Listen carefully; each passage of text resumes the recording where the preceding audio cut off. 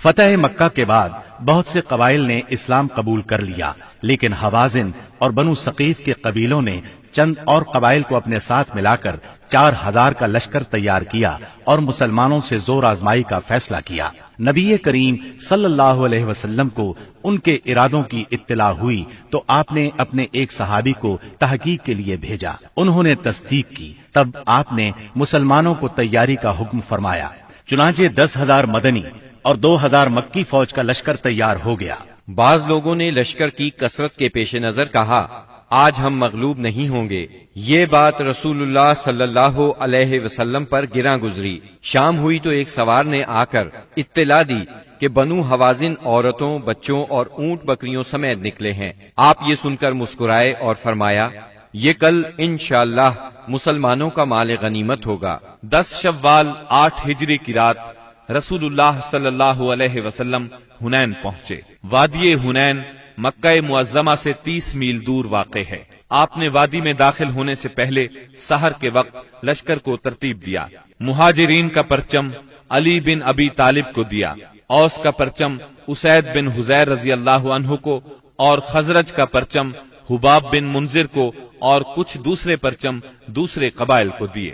2 زرہیں پہنی، سر اور چہرے پر خود رکھا۔ اس کے بعد ہراول دستے نے وادی میں اترنا شروع کیا۔ اسے چھپے ہوئے دشمن کی موجودگی کا علم نہیں تھا۔ ابھی وہ اتر ہی رہا تھا کہ اچانک دشمن نے ٹڈی دل کی طرح تیروں کی بارش کر دی۔ پھر دشمن مسلمانوں پر ٹوٹ پڑا۔ اس اچانک حملے سے ہراول دستے میں انتشار پھیل گیا۔ اس میں موجود مسلمانوں کے پاؤں اکھڑ گئے۔ جو لوگ پیچھے تھے وہ بھی انہی کے ساتھ ہو لیے۔ جہاں تک رسول اللہ صلی اللہ علیہ وسلم کا تعلق ہے تو نہ صرف یہ کہ آپ چند انصار اور مہاجرین کے ساتھ اپنی جگہ پر ثابت قدم رہے، بلکہ آپ دشمن کی طرف بڑھنے کے لیے اپنے خچر کو ایڑ لگاتے اور فرماتے جا رہے تھے، انا النبی لا کذب انا ابن عبد المطلب، میں نبی ہوں، جھوٹا نہیں، میں عبد المطلب کا فرزند ہوں۔ سیدنا عباس رضی اللہ عنہ نے آپ کے حکم پر مہاجرین اور انصار کو آواز دی۔ یہ آواز سنتے ہی ہر طرف سے مسلمان رسول اللہ صلی اللہ علیہ وسلم کے گرد جمع ہونے لگے، اور اللہ نے اپنے رسول اور مسلمانوں پر سکینت طاری کر دی اور ان دیکھا لشکر اتارا۔ چنانچہ مسلمانوں نے پلٹ کر حملہ کر دیا اور دھواں دار جنگ شروع ہو گئی۔ ایسے میں اللہ کے رسول صلی اللہ علیہ وسلم نے فرمایا، اب چولہا گرم ہو گیا ہے۔ پھر آپ نے ایک مٹھی میں مٹی لے کر ان کے چہروں پر ماری اور فرمایا، شاہت الوجوہ، چہرے بگڑ جائیں۔ اس مٹی سے ان کی آنکھیں بھر گئیں۔ اس کے بعد ان کی دھار کند اور ان کا کام پچھڑتا چلا گیا، یہاں تک کہ وہ پراگندہ ہو کر بھاگ نکلے، اور مسلمانوں نے مارتے کاٹتے ان کا پیچھا کیا۔ چنانچہ عورتوں اور بچوں کو پکڑ لیا اور بہت سے فوجیوں کو گرفتار کر لیا۔ اس دن سیدنا خالد بن ولید رضی اللہ عنہ کو بھی بہت زخم آئے۔ ادھر رسول اللہ صلی اللہ علیہ وسلم کے ساتھ اللہ کی عنایت دیکھ کر بہت سے مشرکین مسلمان ہو گئے۔ مشرکین بھاگے تو 3 گروہوں میں تقسیم ہو گئے۔ سب سے بڑا گروہ طائف کی طرف بھاگا، دوسرے گروہ نے نخلا کا رخ کیا، اور تیسرے گروہ نے اوتاس میں مورچہ بندی کی۔ آپ نے اوتاس میں ابو موسیٰ اشعری رضی اللہ عنہ کے چچا ابو عامر اشعری رضی اللہ عنہ کو صحابہ کی ایک جماعت کے ساتھ بھیجا۔ انہوں نے دشمنوں کو مار کاٹ اور بھگا کر سارے مال غنیمت پر قبضہ کر لیا۔ البتہ ابو عامر اشعری رضی اللہ عنہ خود اس معرکے میں شہید ہو گئے، اور ان کی جگہ ابو موسیٰ اشعری رضی اللہ عنہ نے سنبھالی اور کامیاب و کامران لوٹے۔ دوسری طرف مسلمانوں کی ایک جماعت نے نخلا بھاگنے والوں کا تعاقب کیا، درید بن سما کو جا پکڑا اور اسے قتل کر دیا۔ رسول اللہ صلی اللہ علیہ وسلم نے مال غنیمت اور قیدیوں کو جمع کرنے کا حکم دیا۔ اس کی کل تعداد یہ تھی، اونٹ قریباً 24,000، بکریاں 40,000 سے زیادہ، چاندی 4,000 اوقیہ یعنی 1,60,000 درہم، عورتیں اور بچے 6,000۔ ان سب کو جیرانہ میں جمع کر کے سیدنا مسعود بن عمر غفاری رضی اللہ عنہ کو ان کا نگران مقرر فرمایا۔ اس کے بعد آپ نے طائف کی طرف توجہ فرمائی۔ آپ خود اس سمت میں بڑھے۔ طائف مکہ سے 60 میل کے فاصلے پر ایک سرسبز پہاڑ کے دامن میں واقع ہے۔ آپ نے طائف کا محاصرہ کر لیا۔ یہ محاصرہ 20 دن تک جاری رہا۔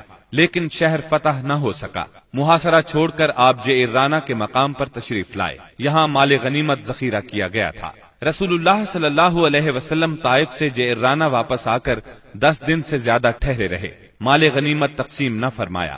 آپ کو انتظار تھا کہ حوازن توبہ کر کے آ جائیں اور اپنے مال اور قیدی واپس لے جائیں، لیکن جب وہ نہ آئے تو آپ نے مال غنیمت میں سے خمس یعنی 5واں حصہ نکالا اور تالیف قلب کے لیے کمزور اسلام والوں کو عطا فرمایا۔ کچھ ایسے لوگوں کو بھی دیا جو ابھی تک مسلمان نہیں ہوئے تھے، تاکہ ان کی نظروں میں اسلام محبوب ہو جائے۔ انصار کو رسول اللہ صلی اللہ علیہ وسلم کے اس فعل پر حیرت ہوئی کہ آپ نے تالیف قلوب کی خاطر اندازے سے بڑھ کر عطیے دیے اور انصار کو کچھ نہ دیا۔ چنانچہ بعض انصار نے کہا، یہ کیسی تعجب کی بات ہے کہ آپ قریش کو دے رہے ہیں اور ہمیں چھوڑ رہے ہیں، حالانکہ ہماری تلواروں سے ان کا خون ٹپک رہا ہے۔ یہ بات انصار کے رئیس سیدنا سعد بن عبادہ رضی اللہ عنہ نے آپ تک پہنچائی۔ آپ نے صرف انصار کو جمع فرمایا، اللہ کی حمد و ثنا کی، پھر اللہ نے آپ پر جو احسان کیا تھا اس کا ذکر کیا۔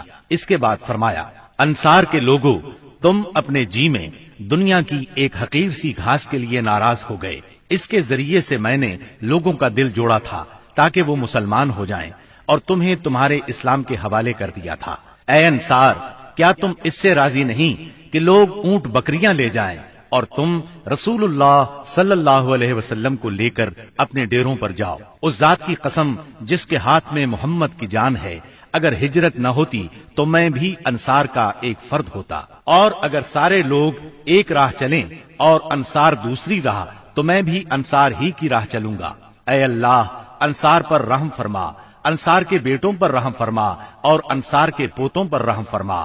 اس پر لوگ اس قدر روئے کہ داڑھیاں تر ہو گئیں اور کہنے لگے، ہم راضی ہیں کہ ہمارے حصے اور نصیب میں رسول اللہ صلی اللہ علیہ وسلم ہوں۔ اس کے بعد رسول اللہ صلی اللہ علیہ وسلم واپس آ گئے اور انصار بھی واپس ہو گئے۔ بنی سعد کے ایک سردار زہیر نے آگے بڑھ کر عرض کیا، بنی سعد سے آپ کا رضاعت یعنی دودھ کا رشتہ ہے اور وہ آپ سے مہربانی کی امید رکھتے ہیں۔ اس پر آپ نے عبد المطلب کی اولاد کے حصے کے غلام اور باندیاں آزاد کر دی۔ جب مسلمانوں کو اس کا علم ہوا تو انہوں نے بھی ایسا ہی کیا۔ اس طرح 6000 قیدیوں کو رہائی مل گئی۔